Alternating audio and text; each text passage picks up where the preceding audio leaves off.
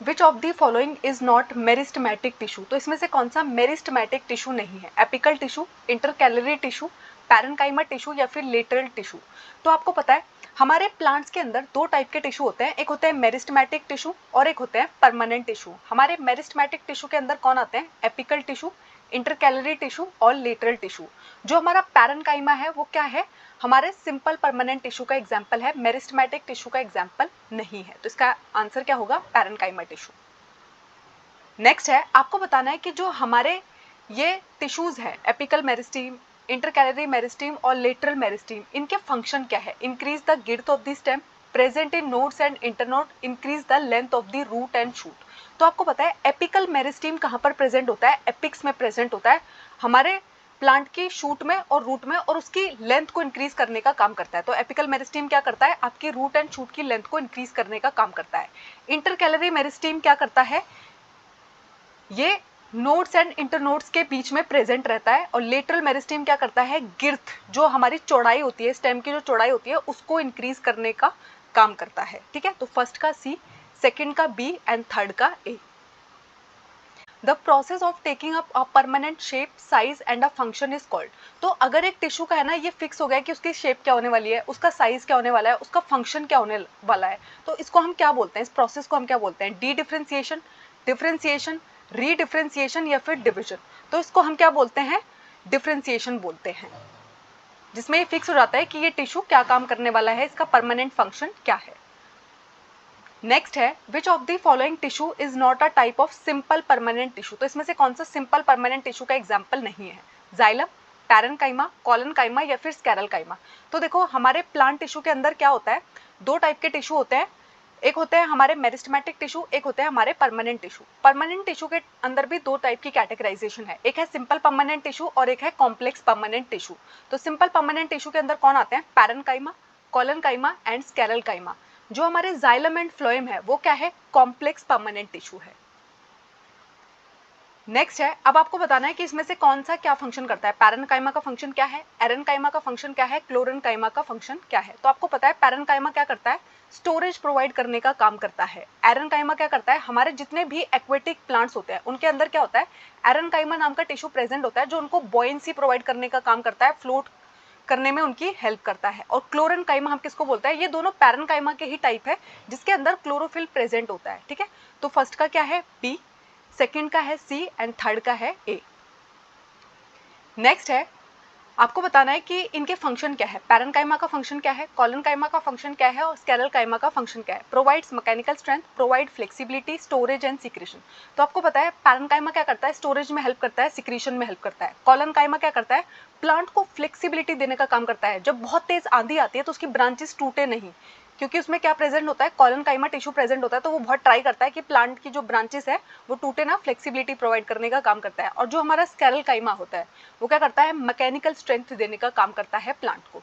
तो फर्स्ट का C, second का बी एंड थर्ड का ए। नेक्स्ट है, आपको बताना है कि इनके अंदर कौन सा टाइप का केमिकल देखने को मिलता है। पैरेन्काइमा के अंदर, कॉलनकाइमा के अंदर, स्कैरलकाइमा के अंदर। तो आपको पता है पैरेन्काइमा के अंदर क्या प्रेजेंट होता है? सेल्यूलोज प्रेजेंट होता है। कॉलनकाइमा के अंदर क्या प्रेजेंट होता है? Cellulose, hemicellulose and pectin present होता है। और हमारा जो स्कैरलकाइमा होता है उसके अंदर क्या प्रेजेंट होता है? लिग्निन नाम का केमिकल प्रेजेंट होता है। ठीक है, इनकी जो वॉल की थिकनिंग होती है वहां पर इनका डिपोजिशन देखने को मिलता है। नेक्स्ट है, in some plants like desert plant, epidermis has a thick waxy coating of dash chemical substance with waterproof quality on its outer surface to prevent water loss in desert plant.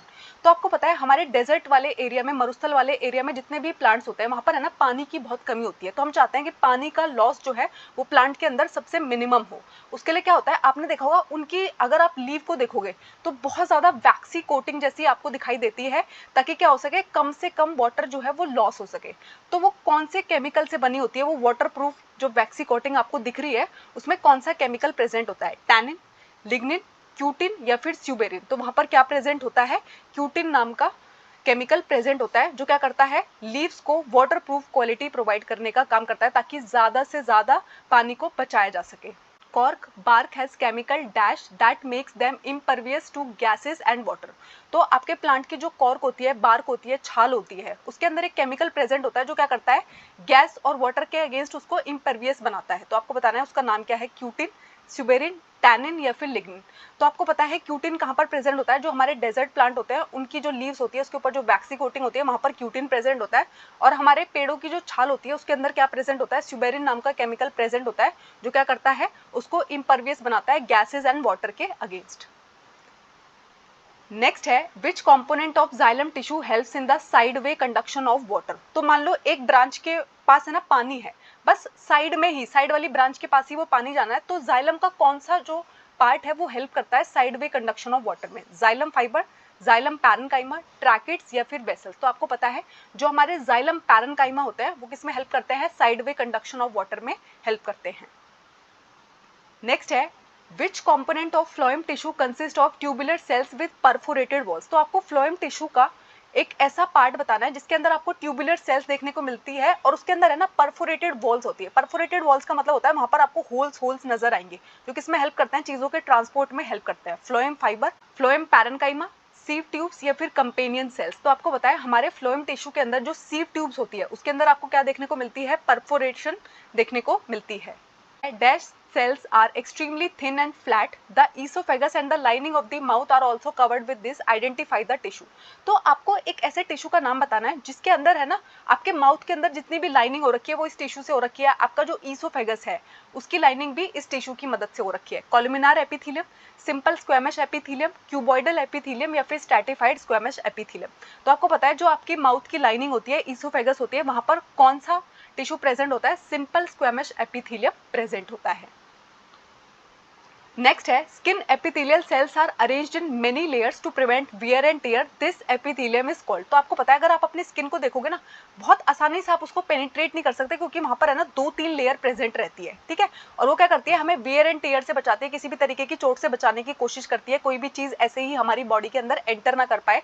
तो जो वो 2-3 layer है वो किस epithelium की बनी हुई है, columnar epithelium, simple squamous epithelium, cuboidal epithelium या फिर स्ट्रैटिफाइड स्क्वेमस एपिथेलियम। तो मैंने अभी आपको बताया कि हमारे जो माउथ की लाइनिंग है, ईसोफेगस की लाइनिंग है, वो किससे हो रखी है, सिंपल स्क्वेमस एपिथेलियम से हो रखी है। और जब हमारी 2-3 लेयर्स ऐसे साथ में हो जाती है इसको हम क्या बुलाते हैं, स्ट्रैटिफाइड स्क्वेमस एपिथेलियम बुलाते हैं।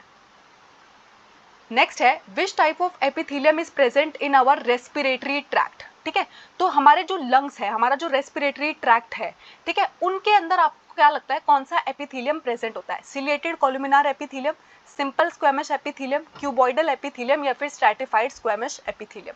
तो आपको पता है हमारे रेस्पिरेटरी ट्रैक्ट के अंदर है ना बहुत सारा म्यूकस प्रेजेंट होता है जिसको कंटिन्यूअसली क्लियर करना पड़ता है, ठीक है। उसमें हमारी हेल्प कौन करता है, सीलिया हेल्प करते हैं। इसलिए हमारे रेस्पिरेटरी ट्रैक्ट के अंदर जो एपिथेलियम प्रेजेंट होता है उसके अंदर सीलिया प्रेजेंट होते हैं और उसको हम क्या बुलाते हैं, सिलिएटेड कॉलमिनार एपिथेलियम बुलाते हैं। आपकी जो वुमेन के अंदर फिलोपियन ट्यूब होती है वहां पर भी आपको कौन सा देखने को मिलता है, सिलिएटेड कॉलमिनार एपिथेलियम देखने को मिलता है, क्योंकि वहां पर जो सीलिया प्रेजेंट है वो क्या करते हैं, एग की मूवमेंट में हेल्प करते हैं, ठीक है, फर्टिलाइजेशन में हेल्प करते हैं एक तरीके से। नेक्स्ट है which epithelium is found in our kidney tubules and ducts of salivary gland. तो अगर आप अपने किडनी ट्यूब्यूल्स को देखोगे, आपके माउथ में जो सलाइवरी ग्लैंड्स है उनके डक्ट्स को देखोगे तो वहां पर कौन सा एपिथेलियम प्रेजेंट होता है, columnar epithelium, simple squamous epithelium, cuboidal epithelium या फिर स्ट्रैटिफाइड स्क्वेमस एपिथेलियम। तो यहाँ पर कौन प्रेजेंट होता है, हमारा क्यूबॉइडल एपिथेलियम प्रेजेंट होता है। हमारी किडनी ट्यूब्यूल्स के अंदर क्या देखने को मिलता है, आपको क्यूबॉइडल एपिथेलियम देखने को मिलता है। हमारे जो सलाइवरी ग्लैंड के डक्ट्स है वहां पर भी कौन प्रेजेंट होता है, क्यूबॉइडल एपिथेलियम प्रेजेंट होता है। देखो आपको है ना ये याद होना चाहिए कि कौन सा टिश्यू जो है वो किस ऑर्गन को लाइन करके रखता है। नेक्स्ट है आपको बताना है कि टाइट जंक्शंस का क्या फंक्शन है, अडहेरिंग जंक्शंस का क्या फंक्शन है और गैप जंक्शंस का क्या फंक्शन है। Cell to cell communication, helps to stop substance from leaking, to perform cementing, to keep cells together. तो देखो हमारी जो टाइट जंक्शंस है वो इतनी टाइट है तो उनका काम क्या होता है, कोई भी सब्सटेंस जो है वो लीक ना हो पाए, सब्सटेंस के लीकेज को रोकने में हेल्प करती है। फिर आती है हमारी अडहेर जंक्शन। अडहेरिंग जंक्शन का मतलब होता है अडहेर कर करके वो एकदम एकदम पास पास रखते हैं। तो क्या करती हैं, सेल को सीमेंट रखने का काम करती है, उनको टुगेदर रखने का काम करती है, अडहेर करके रखने का काम करती है। फिर आते हैं हमारे गैप जंक्शन। ये गैप जंक्शन हमारी किसमें हेल्प करते हैं, सेल टू सेल कम्युनिकेशन किसकी वजह से पॉसिबल हो पाता है, हमारे गैप जंक्शन की वजह से पॉसिबल हो पाता है। तो फर्स्ट का बी, सेकेंड का सी एंड थर्ड का ए। नेक्स्ट है muscles contain specialized protein called dash which contract and relax to cause movement. तो देखो आप है ना अपने हाथों को मूव कर सकते हो, अपने पैरों को मूव कर सकते हो, एक जगह से दूसरी जगह चल के जा पाते हो। तो ये सब कुछ किसकी वजह से पॉसिबल हो पाता है? क्योंकि हमारी जो बोन्स है वो मसल से अटैच है, और जब हमारी मसल कॉन्ट्रैक्शन और रिलैक्सेशन दिखाती हैं तो वो क्या करती हैं? मूव कर पाती है। तो वहां पर हमारी मसल्स के अंदर है ना एक स्पेशल प्रोटीन प्रेजेंट होता है जो हमारी मूवमेंट में हेल्प करता है। उसका नाम आपको बताना है, relaxin protein, tubulin protein, contractile protein या फिर ओसेन प्रोटीन। तो हमारी मसल्स के पास क्या प्रेजेंट होता है? कॉन्ट्रैक्टाइल प्रोटीन प्रेजेंट होता है। जब वो कॉन्ट्रैक्ट एंड रिलैक्स करता है तो हमारी बॉडी का जो मूवमेंट है वो पॉसिबल हो पाता है।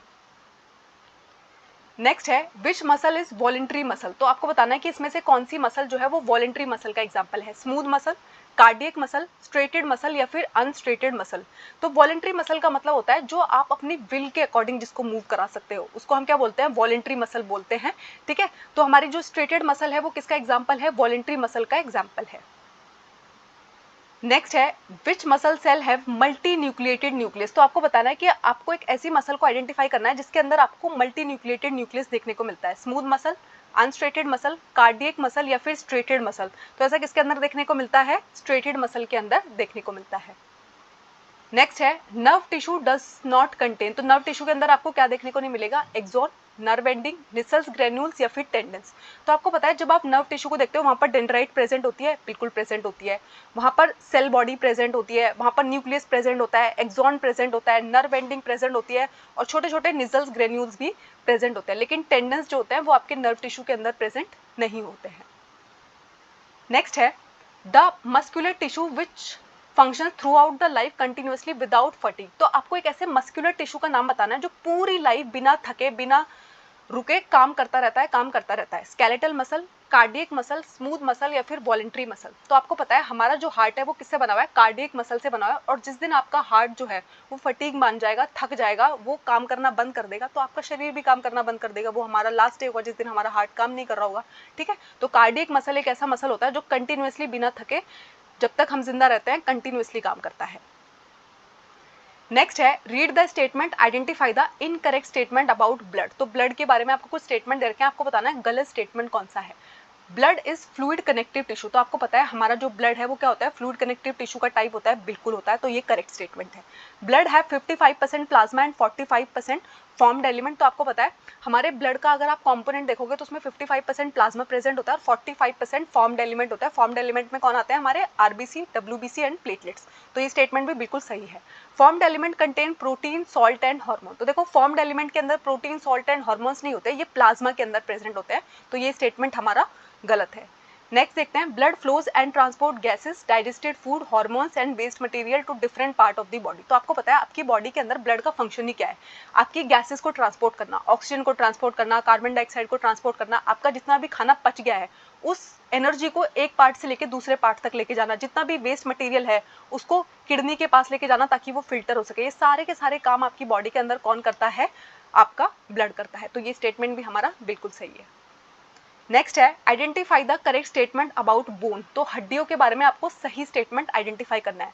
Bone is connective tissue, bone cells are embedded in a hard matrix that is composed of calcium and phosphorus compound. तो आपको पता है बोन जो है वो कनेक्टिव टिश्यू का टाइप है, बिल्कुल है। बोन सेल जो है वो हार्ड मैट्रिक्स में एम्बेडेड रहती है और कैल्शियम एंड फॉस्फोरस की बनी होती है, बिल्कुल सही बात है। यही स्टेटमेंट हमारा बिल्कुल करेक्ट है। अब बाकी के स्टेटमेंट देखते हैं कि वो सही क्यों नहीं है। Bone does not provide the framework that supports the body. तो आपको पता है हड्डियों का जो ढांचा है, हमारी बॉडी का जो स्केलेटल है वो क्या करता है? हमें फ्रेमवर्क प्रोवाइड करने का काम करता है, हमारी बॉडी को सपोर्ट करने का काम करता है। इसलिए ये जो है स्टेटमेंट ये गलत है कि वो फ्रेमवर्क नहीं प्रोवाइड करता, बिल्कुल करता है। Ligament connects muscle to bones and are another type of connective tissue. तो देखो जो लिगामेंट होता है ना वो बोन टू बोन कनेक्शन होता है, मसल टू बोन कनेक्शन नहीं होता है, इसलिए ये गलत है। Two bones can be connected to each other by another type of connective tissue called the tendon. तो जब दो बोन आपस में जुड़ी होती है उसको हम क्या बोलते हैं? लिगामेंट बोलते हैं, टेंडन नहीं बोलते हैं। और जब बोन जो है वो मसल से जुड़ी होती है उसको हम क्या बोलते हैं? उसको हम टेंडन बोलते हैं। ठीक है, तो आपको मालूम होना चाहिए कि लिगामेंट किसको बोलते हैं, टेंडन किसको बोलते हैं। तो ये स्टेटमेंट हमारे तीनों गलत है और पहला स्टेटमेंट हमारा बिल्कुल सही है। नेक्स्ट है which of the following cell found in cartilage. तो कार्टिलेज के अंदर आपको कौन सी सेल देखने को मिलती है? Basophil cell, mast cell, chondrocyte या फिर ओस्टियोसाइट। तो आपको पता है हमारी जो बेसोफिल सेल है, मास्ट सेल्स है, ये तो सब हमारे व्हाइट ब्लड सेल्स और इधर देखने को मिलते हैं। कॉन्ड्रोसाइट जो है वो हमारे कार्टिलेज के अंदर प्रेजेंट होते हैं, और ओस्टियोसाइट कहाँ पर प्रेजेंट होती है, आपकी बोन के अंदर प्रेजेंट होती है। नेक्स्ट है dash tissue is found between the skin and muscle around blood vessels and nerves in the bone marrow. It fills the space inside the organ, supports internal organ and helps in the repair of tissue. तो आपको एक ऐसे tissue को identify करना है जो आपकी skin और मसल के बीच में प्रेजेंट होता है, ब्लड वेसल्स के अराउंड प्रेजेंट होता है, आपके नर्व्स एंड बोन मैरो के अराउंड प्रेजेंट रहता है, और आपके ऑर्गन्स के बीच में जो स्पेस है उसको फिल करने का काम करता है, आपके इंटरनल ऑर्गन को सपोर्ट करने का काम करता है, और कभी अगर टिश्यू के अंदर कोई रिपेयर की जरूरत है तो उसको रिपेयर करने का भी काम करता है। Muscular tissue, nervous tissue, areolar tissue या फिर एडिपोज टिश्यू। तो आपको पता है हमारे किस टिश्यू की बात हो रही है, एरोलियर टिश्यू की बात हो रही है। नेक्स्ट है which tissue helps in storing of fat in human. तो हमारी बॉडी के अंदर फैट स्टोर करने वाला टिश्यू कौन सा होता है, cartilage tissue, areolar tissue, adipose tissue या फिर क्यूबॉइडल एपिथेलियल टिश्यू। तो आपको पता है फैट स्टोरिंग टिश्यू को हम क्या बुलाते हैं, एडिपोज टिश्यू बुलाते हैं। नेक्स्ट है meristematic tissue in plants are localized and permanent, not limited to certain region, growing in volume, localized and dividing cells. तो देखो हमारे जो मेरिस्टेमेटिक टिश्यू होते हैं वो लोकलाइज्ड होते हैं, ठीक है, और डिवाइडिंग सेल्स होती है, उनके अंदर है ना डिवीजन चलता रहता है, परमानेंट नहीं होते, इसलिए तो हम उनको मेरिस्टेमेटिक बुला रहे हैं, ठीक है। जब वो परमानेंट हो जाएंगे तो क्या हो जाएंगे, परमानेंट का टाइप हो जाएंगे, मेरिस्टेमेटिक का टाइप नहीं रहेंगे, लिमिटेड रहते हैं, सर्टेन रीजन में ही देखने को मिलते हैं, हर जगह देखने को नहीं मिलते हैं, ठीक है। नेक्स्ट है consider the following statement about tissues. तो टिश्यूज के बारे में कुछ स्टेटमेंट आपको दिए हैं, आपको बताना है कि कौन सा स्टेटमेंट जो है वो करेक्ट है। Apical and intercalary meristem are permanent tissue. तो आपको पता है ये परमानेंट टिश्यू के टाइप नहीं है, ये हमारे मेरिस्टेमेटिक टिश्यू के टाइप है, तो पहला स्टेटमेंट तो गलत है। नेक्स्ट है collenchyma tissue are irregularly thickened at the corner. तो आपको पता है हमारा जो कॉलनकाइमा टिश्यू होता है वो इरेगुलरली थिकन्ड होता है, बिल्कुल होता है। Meristematic tissue in its early stage lakhs vacuole. तो आपको पता है हमारे जो मेरिस्टेमेटिक टिश्यू होते हैं जब वो अपनी अर्ली स्टेज में होते हैं तो उनके अंदर वैक्यूल्स देखने को नहीं मिलते, ये भी हमारा बिल्कुल करेक्ट है। Parenchyma tissue have intercellular space. तो आपको पता है इंटरसेलुलर स्पेस भी प्रेजेंट होता है, तो बी, सी एंड डी ये तीनों स्टेटमेंट बिल्कुल सही है, पहला गलत है क्योंकि एपिकल एंड इंटरकैलरी मेरिस्टेम जो है वो परमानेंट टिश्यू नहीं है, वो हमारे मेरिस्टेमेटिक टिश्यू का टाइप है।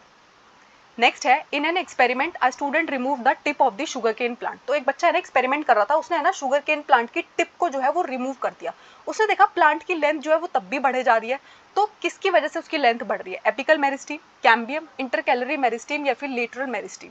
तो आपको पता है लेंथ को इंक्रीज करने का काम नेचुरली होता है एपिकल मेरिस्टेम का, जो कहाँ पर प्रेजेंट होता है, एपिक्स में प्रेजेंट होता है। एपिक्स को उसने कट कर दिया था लेकिन फिर भी ग्रो कर रहा है, तो उसके बाद भी जो ग्रोथ हमें देखने को मिलती है वो किसकी वजह से होती है, नोड्स एंड इंटरनोड्स के बीच में जो प्रेजेंट है इंटरकैलरी मेरिस्टेम, वो आपकी लेंथ को इंक्रीज करने का काम करता है। Apical meristem shoot and root की लेंथ को इंक्रीज करने का काम करता है, और लेटरल मेरिस्टेम क्या करता है, गिर्थ को, चौड़ाई को बढ़ाने का काम करता है। नेक्स्ट है while cycling a student met with an accident in which two long bones of his right hand were dislocated. The possible reason for dislocation. तो एक बच्चा जब साइकिल चला रहा था तो उसका एक एक्सीडेंट हो गया, उसके हाथ की जो राइट हैंड की जो दो हड्डियां थी, लॉन्ग बोन्स थी, वो डिसलोकेट हो गई। तो उसका रीजन क्या है, टेंडन ब्रेक कर गई है, लिगामेंट ब्रेक हो गया, स्केलेटल मसल ब्रेक हो गई है, फिर एरोलियर टिश्यू ब्रेक हो गया।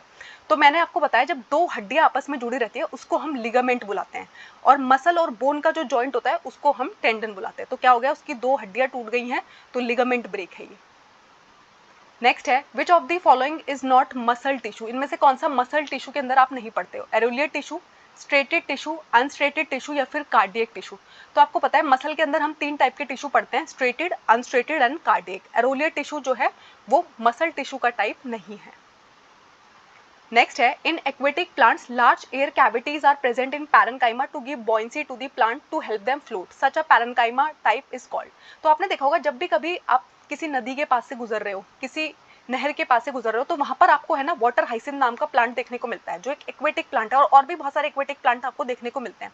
अगर कभी आप उस प्लांट को निकालोगे ना तो आपको वहां पर एक रबरी सा स्ट्रक्चर दिखाई देगा, ठीक है। वो क्या करता है, उसके अंदर है ना बहुत सारे बबल से फिल रहते हैं, बहुत स्पेस सा फिल रहता है, कैविटीज सी प्रेजेंट होती है वहाँ पर, एयर कैविटीज प्रेजेंट होती है। तो वो क्या होता है, एक टाइप का पैरेन्काइमा होता है जो उस प्लांट की है ना फ्लोट करने में हेल्प कर रहा है। तो पैरेन्काइमा का ऐसा टाइप जो फ्लोटिंग में किसी की हेल्प कर रही है, एक्वेटिक प्लांट की फ्लोटिंग में हेल्प कर रहा है, उसको हम क्या बोलते हैं, विंडोकाइमा, ऑक्सीकाइमा, एरेनकाइमा या फिर फ्लोटोकाइमा। तो देखो इसका नाम होता है एरेनकाइमा। ये पैरेन्काइमा का एक टाइप है जो एक्वेटिक प्लांट्स को फ्लोट करने में हेल्प कराता है, तो इसका नाम हो जाता है एरेनकाइमा। ऐसा पैरेन्काइमा जिसके अंदर क्लोरोफिल प्रेजेंट होता है उसे हम क्या बोलते हैं, क्लोरेन्काइमा बोलते हैं। नेक्स्ट है which plant tissue has the thinnest wall, तो सबसे पतली वॉल कौन से प्लांट टिश्यू की होती है, कॉलनकाइमा, पैरेन्काइमा, स्क्लेरलकाइमा या फिर मेरिस्टेमेटिक। तो आपको पता है सबसे थिनेस्ट वॉल होती है हमारे पैरेन्काइमा की। नेक्स्ट है the oesophagus and the lining of the mouth are covered with dash epithelium, squamous, columnar, cuboidal या फिर स्ट्रेटिफाइड। तो मैंने अभी थोड़ी देर पहले आपको बताया कि जो हमारा ईसोफेगस है और माउथ की जो कवरिंग है वो किससे कवर्ड है, हमारे स्क्वेमिश एपिथेलियम से कवर्ड है। नेक्स्ट है which of the following is present at the growing tips of stems and root to increase the length of the stem and the root. तो आपको बताना है कि ग्रोइंग टिप्स जो होती है स्टेम एंड रूट्स की, वहां पर कौन सा टिश्यू जो है वो प्रेजेंट होता है जो उनकी लेंथ को इंक्रीज करने का काम करता है। तो आपको पता है वहां पर कौन प्रेजेंट होता है, एपिकल मेरिस्टीम नाम का टिश्यू प्रेजेंट होता है। नेक्स्ट है dash tissue is composed of dead cell, तो आपको बताना है कि कौन सा जो टिश्यू है वो डेड सेल से मिलकर बना हुआ है, कॉलनकाइमा, स्क्लेरलकाइमा, पैरेन्काइमा या फिर एरेन्काइमा। तो देखो आपको पता है पैरेन्काइमा, एरेन्काइमा, कॉलनकाइमा इनकी जो सेल होती है वो लिविंग होती है, लेकिन जो हमारा स्क्लेरलकाइमा होता है जो मैकेनिकल स्ट्रेंथ प्रोवाइड करने का काम करता है, इसके अंदर जो सेल्स प्रेजेंट होती है वो क्या होती है, डेड सेल्स प्रेजेंट होती है। नेक्स्ट है which of the following is fluid type of tissue, तो आपको बताना है इनमें से कौन सा फ्लूइड टाइप ऑफ टिश्यू है, ब्लड, कार्टिलेज, बोन या फिर एपिथेलियम। तो आपको पता है ब्लड जो है वो क्या है, फ्लूइड कनेक्टिव टिश्यू का टाइप है। नेक्स्ट है intercalated disc are characteristic of which muscle, तो इंटरकैलेटेड डिस्क आपको कहाँ देखने को मिलती है, skeletal muscle, smooth muscle, cardiac muscle या फिर स्पिंचर मसल। तो आपको पता है कहाँ पर प्रेजेंट होती है, हमारी कार्डियक मसल के अंदर प्रेजेंट होती है। नेक्स्ट है a few layers of cells beneath the epidermis are simple permanent tissue, parenchyma is the most common simple tissue, these are living cells, sclerenchyma make the plant hard and strong, the flexibility of plant is due to. तो आपको है ना tissues के बारे में different different बातें बताई है। आपको बोला गया है कि जब आप है ना एपिडर्मिस के नीचे जाते हो तो वहां पर आपको सिंपल परमानेंट टिश्यू देखने को मिलते हैं। पैरेन्काइमा जो है वो सबसे कॉमन सिंपल टिश्यू का टाइप है, इसके अंदर लिविंग सेल मौजूद होती है। स्क्लेरलकाइमा जो है वो प्लांट को हार्ड बनाता है, स्ट्रॉन्ग बनाता है, लेकिन आपके प्लांट्स के पास जो फ्लेक्सिबिलिटी है वो प्रोवाइड करने का काम कौन करता है, एरेन्काइमा, कॉलनकाइमा, पैरेन्काइमा या फिर क्लोरेन्काइमा। तो देखो बॉयंसी प्रोवाइड करने का काम कौन करता है, एरेन्काइमा करता है, और जो हमारा कॉलनकाइमा होता है ये प्लांट को फ्लेक्सिबिलिटी देने का काम करता है, आपके जो प्लांट की ब्रांचेस होती है उनको ब्रेकेज से बचाता है जब बहुत तेज आंधी आती है। नेक्स्ट है आपको है ना 4 स्टेटमेंट दिए हैं, आपको बताना है कौन से टिश्यू की बात हो रही है। A provide flexibility to plant, B provide buoyancy to aquatic plant, C store nutrient and water, D provide hardness and stiffness to plant. तो आपको पता है हमारे प्लांट को फ्लेक्सिबिलिटी प्रोवाइड करने का काम कौन करता है, कॉलनकाइमा करता है। ऐसे 2 ऑप्शंस है 2 एंड 3। अब आगे देखते हैं बॉयंसी टू एक्वेटिक प्लांट, तो आपको पता है एक्वेटिक प्लांट को बॉयंसी देने का काम करता है एरेन्काइमा, तो ऐसा एक ही ऑप्शन है सेकंड। ठीक है, अब आगे देखते हैं सी स्टोर न्यूट्रिएंट्स एंड वाटर, तो आपको पता है स्टोरेज का जितना भी फंक्शन होता है वो कौन करता है, मोस्टली पैरेन्काइमा करता है। नेक्स्ट देखते हैं provide hardness and stiffness to plant, तो आपको पता है आपके प्लांट को हार्डनेस और स्टिफनेस देने का काम कौन करता है, स्क्लेरलकाइमा करता है। आपको अपना 40 में से स्कोर बताना है कि आपका क्या स्कोर रहा। थैंक यू, आई होप इस टॉपिक में आपको कोई डाउट नहीं है। अगर कोई डाउट है तो मुझे कमेंट्स में जरूर बताइएगा। हमारे चैनल को लाइक कीजिएगा, शेयर कीजिएगा, सब्सक्राइब कीजिएगा।